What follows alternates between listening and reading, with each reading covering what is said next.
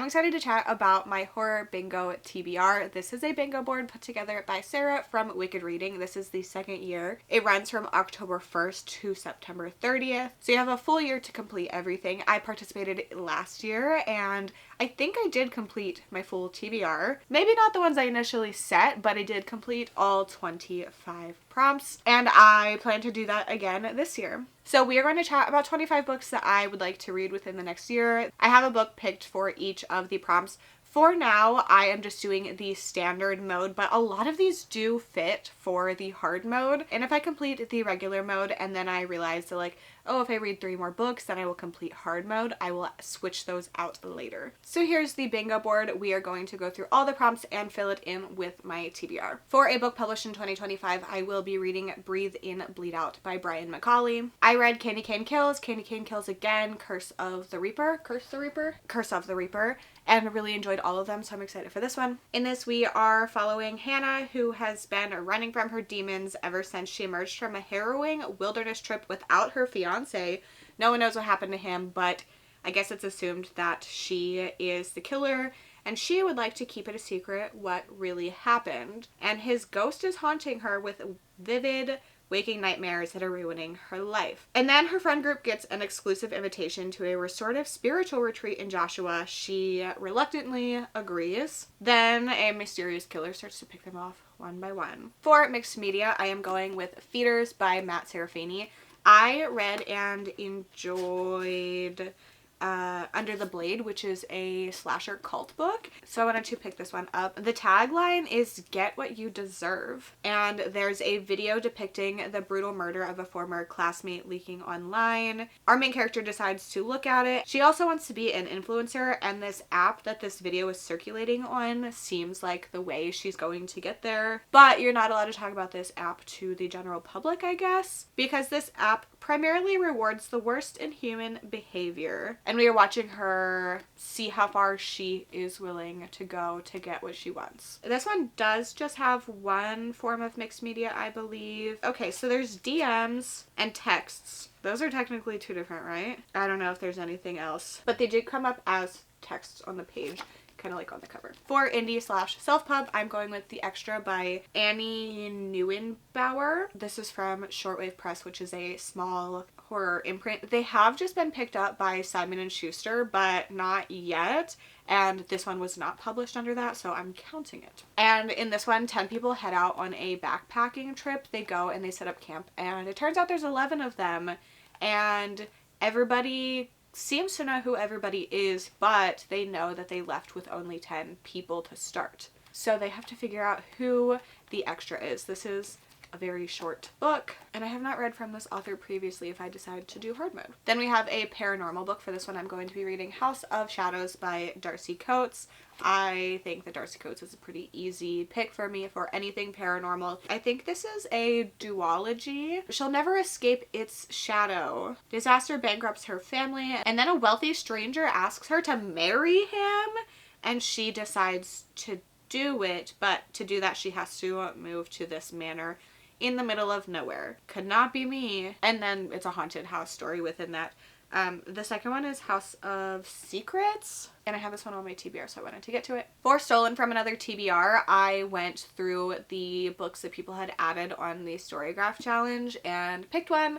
I am going to read American Rapture by CJ Lead. I gave Mayfly 3.5 stars. I generally liked it, but I think that this discussion on religion and an apocalypse could work really well for me. I forgot that this was signed from Aardvark. Yeah, there's a virus spreading across America, and our main character is a good girl Catholic who is trying to survive. I am a little apprehensive about this one, but I've heard really great things. I actually had a couple on my TBR that I could have picked for this one, but I am going with The Buffalo Hunter by Stephen Graham Jones. I love Stephen Graham Jones stuff. This is historical, which I'm a little scared of. This is set in the past in Montana following a Blackfeet Indian named Good Stab as he haunts the fields of the Blackfeet Nation looking for justice.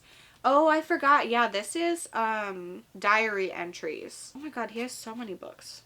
Anyway, it says it's an American Indian revenge story, which I'm here for. For a book with a water setting, I'm going with The Burial Tide by Neil Sharpson. This is set on an island that I don't know how to pronounce, but I will figure it out when I read it. Our main character was buried alive, and she has no memory and claws her way out of her grave and back to life, but not everybody wants her to be there. It's set on this island, and the last little thing says the sea remembers it all, so I guess it's gonna be fairly water focused.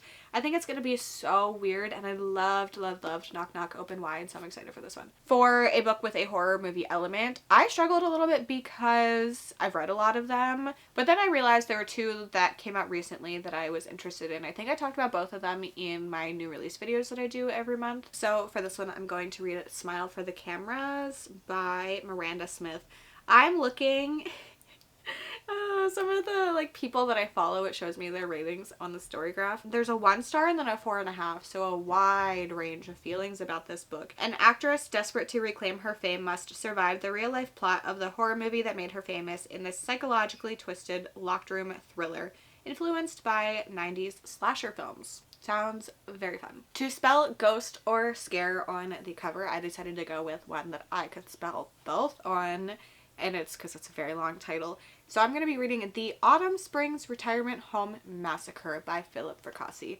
This is scary for me because I have given his books 2 stars. I did not like Boys in the Valley, and then I generally enjoyed Sakulina, I think is what it was called, and then I really liked his sci-fi book that came out earlier this year, which is not related at all. But I think I like his writing, I just didn't really like the plot of Boys in the Valley. So I want to give another horror book from him a go. I think the title pretty much explains what this book is. It seems to be a slasher in a retirement home. It says dark humor, violence, and mystery. It's a blood-soaked slasher, keeping you cringing, laughing, and guessing until the very last page. I don't know if this is going to be my favorite thing, but I do want to give it a go. Liminal Spaces was hard. It was hard for me because I've read a lot of the ones that I was interested in. I had a couple on my TBR. I accidentally read 4 of them in a row, maybe last year or something, so I didn't have many options left. So I am going to go with The Liminal Zone by Junji Ito.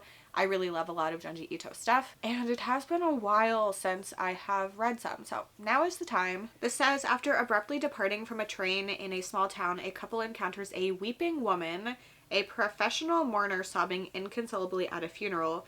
Mako changes afterward. She can't stop crying. In another tale, having decided to die together, a couple enters Aokigahara, I'm so sorry, the infamous suicide forest.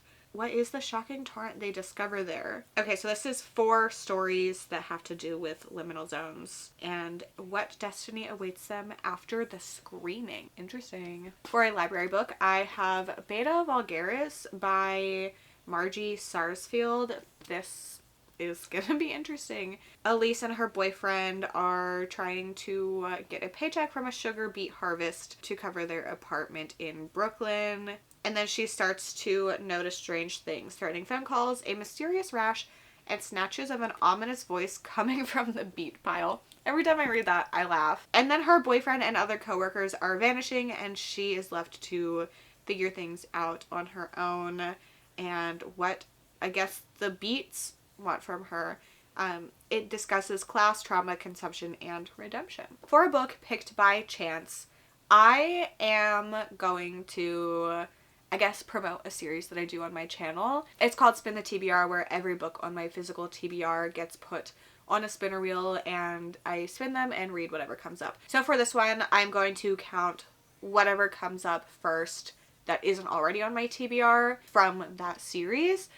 It will fit hard mode too if I decide to do that because I have more than 10 books on my physical TBR. I still have a lot of horror options on my shelves that I did not specifically put in this TBR, ones that I'm hoping come up very, very soon because I would love to read them. Sorry, I'm just staring at my physical TBR over there, trying to decide what I want to be picked, but it's not up to me. It will be up to a spinner wheel, so this one will get filled in one of the episodes whenever a horror book gets picked. So I will update you in a vlog when that happens, and maybe depending on when it is, I will give an update on this TBR as well and see how much I've done. This one was very easy for me. Final Girl Support Group, the Final Girl Support Group by Grady Hendrix. Sorry. This is one that I've been putting off because not a lot of people from my knowledge seem to like this one from him. It's one of his least liked from what I've gathered, besides We Sold Our Souls, which is my favorite from him actually.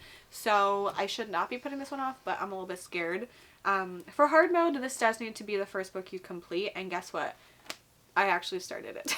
Which truly wasn't even intentional. I made this TBR, forgot about it, and then I started this book. So that works perfectly. I would say like 80 at least % of my books fit for the hard mode. So now I'm like, should I just commit? But there are certain ones that I couldn't find books for. So I need to do some research, and maybe new things that come out will help with that. But this is following a group of final girls who meet up. They discuss their problems, their fears, their paranoia, and then one of them dies. So they are all very famous and well known, and the horror movie franchises have been based on their lives, and now they believe, or at least our main character believes, that somebody is out to get them and get rid of all the final girls. Then we have an LGBTQ plus book. For that one I will be reading The Starving Saints by Caitlin Starling. She has had some sort of queer theme in all of her books that I've read, I believe. I've read quite a few. I've enjoyed some more than others. This one I'm a little scared of because it is medieval horror. There's a castle under siege, food and water is running low, and then there are these possibly cannibalistic feasts, paranoia, new visitors that are doing experiments. I don't really know what to expect from this. I'm a little scared, but also very intrigued. Oh, I think, yeah, I got the aardvark copy of this with the foiled hard case. Is that what they're called? This is one I'm really scared of, so I do put it off. So I need this push. For a buddy read, I'm going to go with my October Patreon buddy read. So I have We Live Here Now by Sarah Pinborough. This is a horror thriller blend. This couple moves into this new house and it's weird. She sees things happening, he doesn't. The typical setup. She has some very interesting twists in her books. I have enjoyed and extremely disliked books from Sarah Pinborough previously. So she's running away from this accident that nearly killed her. And then there's some like medical stuff going on with her. And the house has secrets, but so do her and her husband. But they live here now. For recommended to me, I would love your help. I would like you to recommend a book to me. Any horror book, as long as I have not read it, I will look through the comments and I will pick one of them. For hard mode, things out of my comfort zone. Longer books that I have a mixed relationship with the author. I can't really think of any off the top of my head that I'm like willing to try more from. If it doesn't have an audiobook, that is very much out of my comfort zone. Things with historical aspects to them. Maybe something with like a lower average rating, but I could still like... It's hard because like not a lot of horror is out of my comfort zone, but I'm willing to stretch that, you know? I still, once again, don't know if I'm doing hard mode, but since I might switch to that at some point, or complete standard and then add on a couple to complete hard mode, I do want to have those options. Also, literary horror, I do love a lot of it, but a lot of it I don't. But honestly, if you can't think of something that's out of my comfort zone but you think that I should read it, please still let me know in the comments. A novella I'm going to read is House of Idol by Delilah S. Dawson. I believe this might be a cult, but it is definitely like a band or Hollywood something. A struggling singer-songwriter is offered the chance of a lifetime to join the experimental luxury compound sponsored by the most famous band in the world. So she has time to write her music and kind of work for what she wants, but then there's weird figures at night, twisted dreams, and then people start to disappear and turn up dead. For plant/eco horror, I'm going to read Girl in the Creek by Wendy N. Wagner. It's a cli-fi cosmic horror, so climate fiction cosmic horror. I love cosmic horror. This national forest has always been a sanctuary for evil, human and alien. And then someone drowns in mushrooms and fungus, and there's a stack of missing person cases. More people go missing. Oh, they're missing from the morgue now too. Maybe it's a serial killer. Maybe it's the spores infecting the forest and those lost inside. And our main character has to figure out what's going on. Then for a title that involves a verb, we're gonna go with Spread Me by Sarah Gailey. it is exactly what you think it is.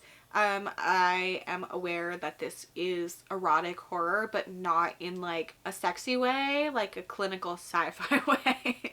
I have enjoyed From Sarah Gailey previously. That's really all I know about the synopsis. Something to do with like weird creatures or aliens or something, and I'm intrigued. I struggled with what to pick for a second chance author because I feel like the ones that needed a second chance, I've already given them a second, a third chance, and I'm done. But one that I forgot about, and I'm really excited to try again actually, is Slewfoot by Brom. I did not like Evil in Me. I really liked certain aspects of it, but overall it was not my favorite. I give it a 2-star because I thought it ended up being fairly boring, even though it was a super interesting concept. So I'm a little scared for this one because this one is historical and I think a little bit slower, but there is a demon. Is this something to do with like puritanical time? I don't really know the specifics of that, but there's this like entity called Slewfoot who is like the evil creature, but I think Slewfoot is not actually that evil, and it's like the evils of mankind, men specifically. The thing is, so many people love this and I want to be one of those people. I want to give it a go, so we're giving Brom a second chance with Slewfoot. For an animal on the cover, I'm gonna go with Shy Girl by Mia Ballard. Lonely, broke, and depressed with a serious case of OCD, Gia finds herself at a crossroads when financial troubles lead her to Nathan, a mysterious and affluent man she encounters on a sugar dating website. Very interesting. I've heard really great things about this one. It was indie published and is now being traditionally published, so I'm not sure when I'll be able to get my hands on this, but I actually think Sarah really liked this one. I might be lying to you, but I'm really intrigued by this one. For a one-word title, I am going with Futility by Nuzo Ono. I will figure out how to say that when I read it. There's a restaurant renowned among the male clientele for captivating beauty and a delicious hot pepper soup, but there's a secret ingredient in the soup and her beauty is not what it seems. What does that mean? I think this one is going to be a little weird. It says it's blood-soaked, expletive-laden, vengeance-filled horror, satirical, twisty, and murderous. Bloody, deadly fun. Incredible. I cannot wait to read it, and I'm obsessed with this cover. Then we have a debut book. For that, I'm going to be reading What Hunger by Catherine Dang. This is following a girl who is in high school. Oh, it's the summer before high school. She is too young to work, but too old to watch cartoons, so she doesn't really do much. And her brother is about to leave for college, and she is dreading being left with her mom and dad. She has a mixed relationship with them and their culture. There's a lot of stuff to do with that, and eating things that she does not want. And then there's a tragedy and her family is shattered. It's a visceral emotional journey through the bursts and pitfalls of female rage. And her Vietnamese lineage and her mother's emotional memory play a crucial role in this tender ode to generational trauma and mother-daughter bonding. I've heard incredible things. Then we have a book that works with another goal. For this one, I'm going to be reading Kin by Keelan Patrick Burke. This is cannibal survival horror. Someone's brother is murdered, and then there's this like weird massacre and a creepy family and a return to this town, I think. I've really loved from Keelan Patrick Burke in the past. Oh, the challenge that this works for. I got this last year and I need to read it by the end of this year, or I have to unhaul it based on my new like TBR shelf rules that I am testing out so that I don't have books sitting on my shelves for very, very long to the point where I don't want to read them anymore. So, and then a book with social commentary. I will be reading You Weren't Meant to Be Human by Andrew Joseph White. I'm a little scared for this one because it's going to be like really, really gross from what I've heard, but this is a trans man who ends up getting pregnant and is forced to give birth still because of the cult situation he's in. Something to do with worms. I'm scared because like I'm not into pregnancy horror. I mean, is anybody into that? But like I'm extra not into it, so I'm a little bit scared, but I do have a special edition coming from Evernight, so I want to give it ago. So those are all of the books on my TBR. Just a reminder to leave me a recommendation in the comments. I will have Sarah's announcement video for the whole horror bingo challenge linked in the description. Make sure you check that out. She has some recommendations in her video and she explains the prompts a little bit more as well. So thank you to Sarah for putting this on for another round. I'm really excited for it. If you made it to the end and want to leave me an emoji to say you were here, you can leave me any horror themed emoji, any sort of bug, like ghost kind of things, any of that. Thank you so much for hanging out with me. I hope to see you in my next one. Bye.